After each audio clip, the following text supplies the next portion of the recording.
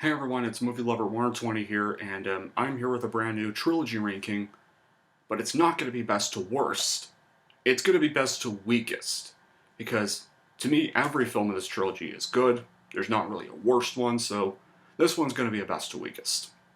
And it's going to be for the Back to the Future trilogy.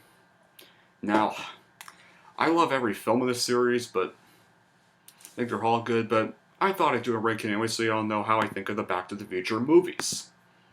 So, that being said, let's get started with what is my second favorite film in the trilogy, and probably the first, the one that started it all, Back to the Future, released in 1985.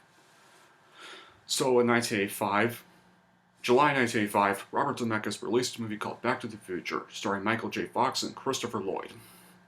It was a phenomenal hit when it was released in theaters, made over $500 million worldwide at the box office, and launched two back-to-back sequels that all take place just immediately after the first film. So, what is the first film about? Well, set in 1985, small-town California teen Marty McFly is thrown back into 1955 on an experiment, while his eccentric scientist friend Doc Brown goes awry. Traveling through time in a modified DeLorean car, Marty encounters young versions of his parents, and must make sure that they fall in love or he'll cease to exist. Even more dauntingly, Marty has to return to his own time to save the life of Doc Brown. This is probably one of my favorite movies of all time, my favorite Robert Zemeckis movie of all time, and one of my favorite sci-fi films behind Star Wars, and Terminator 2. And here's why it rocks much. One, it has such a clever and well-written story focusing on time travel for comedy purposes. Some funny dialogue like Doc Brown's "Great Scott!" Well-direction of Robert Zemeckis. The idea of traveling back in time gives very interesting topics such as what it would be like to meet your own parents when they were younger. And they have such wonderful performances from Michael J. Fox and Christopher Lloyd, who have some of the best chemistry in any comedy trilogy ever. And pretty good choice for the actors to portray very interesting characters. Like Thomas Wilson plays probably one of the best villains in cinema history, and that's Biff Tannen. And there's also some nice performances from Crispin Glover as George McFly and Leah Thompson as Larry McFly too. The opening scene where Marty gets launched by his guitar rock from the sound ladder is hilarious.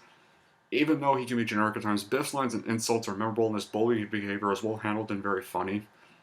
And it features the DeLorean, the best time traveling machine ever, the DeLorean time machine, which became such an iconic vehicle in the movie industry and a pop culture icon, and a memorable music score by Alan Silverstone, and probably has one of my favorite cliffhanger endings ever. And it's a perfect setup for the sequel, setup for Back to the Future Part 2, like how it actually leaves you already immediately decided to jump into Part 2 at the end, where Doc's like, "Where we're going, we don't need roads."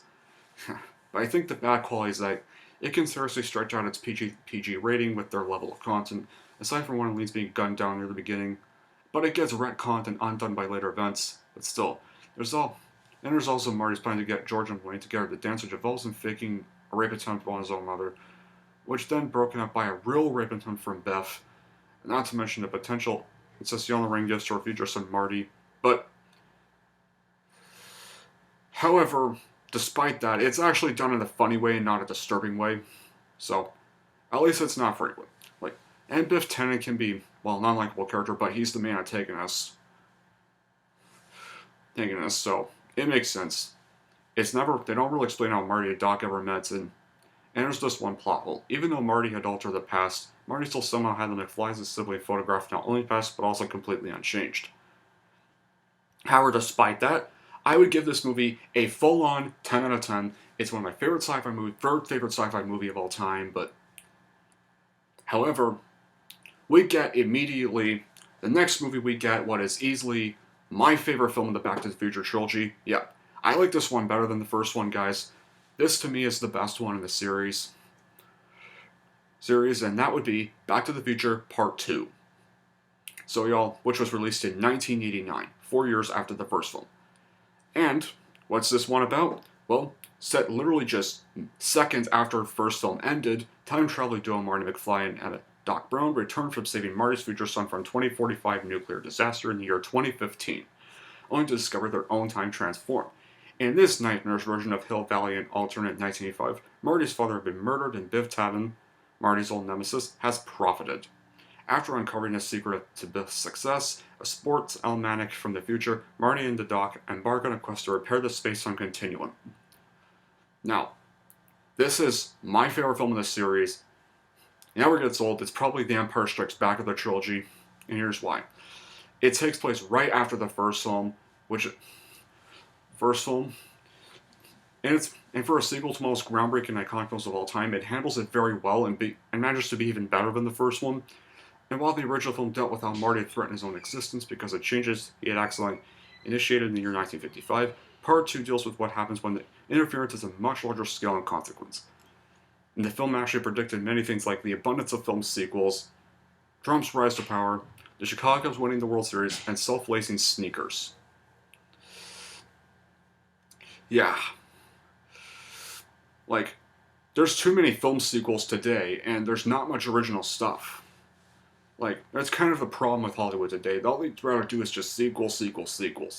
And now because of it, sequels aren't actually becoming box office hits. And great lines. Every paradoxical problem of time travel is explained very well in the film itself, and those that are left out are easily overlooked due to the creativeness of the film, and some very memorable and clever scenes from the hoverboard chase to Marty sneaking by his past self. And once again, fantastic performances from Michael J. Fox and Christopher Lloyd as the iconic duo of Marty McFly and Doc Brown. Instead of being the same old run-of-the-mill by the sequels, number sequel, the filmmakers decided to do something different and make this a brain twister film. The beauty of this movie is that you have to pay close attention to it, and unlike many sequels, it still holds up and rivals the original. Some excellent cinematography and action scenes, and funny scenes that even mock the Jaws franchise's downward spiral, especially when Marty says, "Shark still looks fake." Absolutely. Now, and of course, that has probably one of the best cliffhanger endings in history, where Doc gets trapped to 1885, and then 1955 Doc re-encounters Marty McFly, and he says his iconic line, "Great Scott," and faints, and it leaves like Marty stranded in 1955, and it's a great setup for the third movie. We could have not done it better. But there are some bad qualities still, like some distorted scenes like Marty visiting his own father's grave in an alternate timeline. The complexity of the storyline can turn off some fans of the original. Biff and his gang are a little underused this time, but they're still the great characters they are. Unlikable characters like Mr. Fujitsu, Griff Tannen with his gang, and Douglas Knowles, who is kind of just a rehash of Biff that barely has any screen time or character developments. However, despite that, this is my favorite film in the series, and like the first one, I also rate this one a 10 out of 10. It's still the best film in the series. It still will always be the best movie in the series, and yeah. But then we get what is still a good sequel, but would be the weakest of the trilogy. But it's not terrible. It may be the weakest, but it's definitely not a horrible sequel. It's one of the rare third installments that actually is good. And that would be Back to the Future Part 3. But that's kind of an obvious ranking. So, which was released in 1990, just 6 months after Back to the Future Part 2. So what's this one about? Well, in the final chapter of the trilogy, Marty McFly obtains a 70-year-old message from the time-traveling Doc Brown to 1885, to which he informs Marty that he has retired to a small town in the Old West. Marty then finds out that Doc was murdered shortly after sending the letter. In order to save his friend, Marty will have to travel back in time, disentangle a love-struck Doc from his local school marm, and repair the DeLorean, all while avoiding a pose of gunslingers. Now, here are the good qualities of this film. It's like the first two, it's still well written, it's well directed, and a well balanced piece of an already successful trilogy. It's an original creative plot that went from the sci-fi futuristic plot of the last one into a spaghetti western a la Fistful of Dollars. Robert Zemeckis and Bob Gale, the masterminds of the first and second films, returned to write and direct, and they still do a phenomenal job at it. And Alan Silverstripe's beautiful score, to which it was scored back to back with the second film, and once again, still great performances from Michael J. Fox and Christopher Lloyd, and newcomer Mary Steenburgen is also just as excellent as these two. It's an excellent composition and scenery. It was a return to the basics, the friendship between Marty and Doc, and how each was thrown through the time to change not only the future of Hill Valley, but also their own lives and their future choices. And it brilliantly concludes the trilogy with the time machine getting destroyed, Doc Brown successfully being saved from his own death, and now living and now living with this new love interest, this with kids of their own, and time traveling through a train and going back to 1885 was a perfect way to end Doc's story arc. Marty McFly also gets his girlfriend and finally gets to take her to the lake in his new car. Everything gets restored to the new 1985. I don't think there's been any better way to end the trilogy, and I think this was a perfect way to go to end the franchise. Although on the surface it's a lighthearted comedy about time travel, it's also about what it means to be a man. Now, the reason why it's kind of the weakest film in the series is some of the natural set pieces of 1885's Hill Valley aren't that good. Douglas Needles does appear from the second film and still barely has any character development or screen time. And in the ending, Doc Brown's younger son Vern directly points at his looks capacitor. Granted, the actor might have wanted to go to the restroom, but still. However, despite this, it's still a great movie. It's a perfect way to end Back to the Future, and I give it an 8 out of 10. Now, and what's even better, Robert Zemeckis has said that Back to the Future will not be getting rebooted at all as long as he lives. So thank God we're not going to undo this ending with a fourth movie like Star Wars.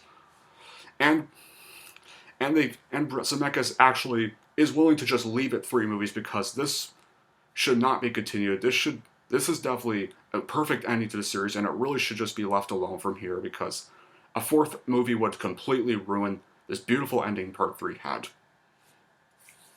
So how would I rank the trilogy? Well, number 1 best, Back to the Future Part 2. Second place, Back to the Future. And finally, of course, Back to the Future 3. So, this is one of those.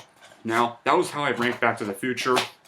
This trilogy is one of the rare times where all the films are good. There's no bad one.